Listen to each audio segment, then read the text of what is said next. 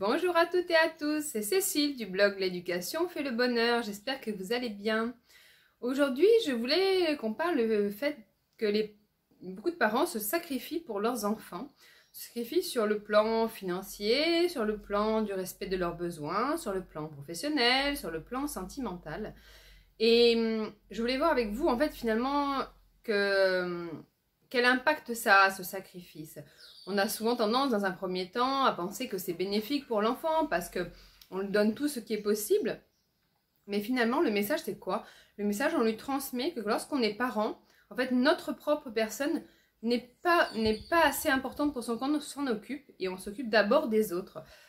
J'ai rencontré beaucoup de mamans en consultation ou en atelier qui sont complètement dédiées, qui ont mis leur carrière professionnelle en pause, qui ont très peu de vie sociale, qui sont complètement dédiées à l'entretien de la maison, qui ne sont pas en couple avec quelqu'un avec qui elles s'épanouissent, mais elles sont là juste pour conserver une cellule familiale dite normale pour l'enfant. Ce sont des personnes qui ne respectent plus leurs besoins, qui ne prennent pas le temps de faire du sport, qui ne prennent pas le temps de manger correctement ou de se reposer, parce qu'elles veulent tellement donner pour les autres qu'elles s'en oublient elles-mêmes. Je donne un exemple de maman parce que j'en ai rencontré plus. Je ne dis pas que des papas ne sont pas concernés, mais je n'en ai pas rencontré jusqu'à maintenant dans cette situation. Donc en fait, ça va transmettre au message à l'enfant que quand il sera adulte, et surtout parent, et ben lui aussi à son tour devra se sacrifier, mettre sa vie en parenthèse pour tout donner pour les autres. Et en fait, c'est pas ça la vie. C'est pas ça, s'épanouir. Oser dire que là c'est ma limite parce que j'ai besoin moi aussi de me reposer, j'ai besoin aussi de m'hydrater, de manger, de faire du sport. Oui, tu ne peux ne pas être d'accord, je l'entends. Cependant, eh ben, c'est comme ça et ce temps pour moi il n'est pas négociable. À partir du moment bien sûr où l'enfant n'est pas en danger, mais là je parle vraiment du quotidien. Ça m'arrive régulièrement lorsque je pars à mon cours de sport que mes enfants chouinent parce qu'ils veulent que je reste avec eux, parce qu'ils sont revenus de l'école il n'y a pas longtemps, etc. Mais bon, ils sont avec leur papa et je leur dis, bah oui, bah c'est mon soir de la semaine qui est pour moi en fait. Donc j'entends le fait que vous soyez fatigués, que vous ayez besoin de moi, mais il n'y a pas que moi. Donc laissez-moi y aller, je serai encore de meilleure humeur demain pour vous écouter, pour jouer avec vous, pour vous aimer. Et cet équilibre à trouver, il est vraiment hyper important. Il est aussi important de prendre conscience que des fois, des parents, dans une quête de parentalité positive, en fait, font aussi abstraction de leurs émotions pour que l'enfant ait un parent toujours de bonne humeur, toujours souriant, qui gère sa colère à la perfection. Mais je vais vous dire une chose, il n'y a pas pire chose à faire lorsqu'on est en colère de ne pas l'exprimer. Parce que c'est ce qu'on nous demande de faire pour la plupart depuis qu'on est petit. Non, ne sois pas en colère ou ne sois pas triste, etc. Et quand on renie ses émotions, en fait elles ne partent pas, hein, juste elles s'accumulent, ça fait une cocotte minute. Et puis dès qu'il y a une soupape, souvent nos enfants, ça va sortir, fait sortir la pression. Et s'il n'y a jamais de soupape parce qu'on ne s'autorise pas à avoir cette soupape dans une quête justement de perfection, en fait un jour ça va exploser. Ma théorie, c'est que c'est la grosse, c'est la majeure raison des crises de la quarantaine où la personne du jour au lendemain pratiquement on voit tout valser, divorce, change de travail, change de vie, voilà.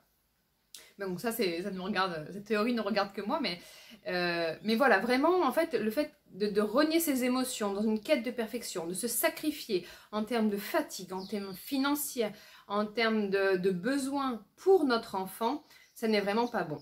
Et vous allez voir dans la formation sur les chevaliers des émotions, comment à la fois respecter vos émotions, les exprimer, mais sans blesser les autres. C'est ça qu'on doit chercher.